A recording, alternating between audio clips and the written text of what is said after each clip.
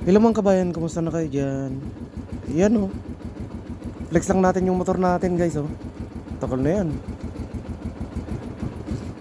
14 years na yan. Makinis pa rin. Ayan, sana all may motor. Better than natin guys.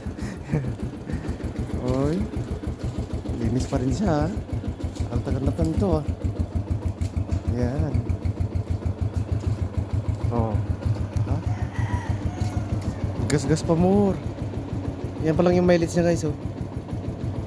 Hindi masyadong nagagamit. Ayan.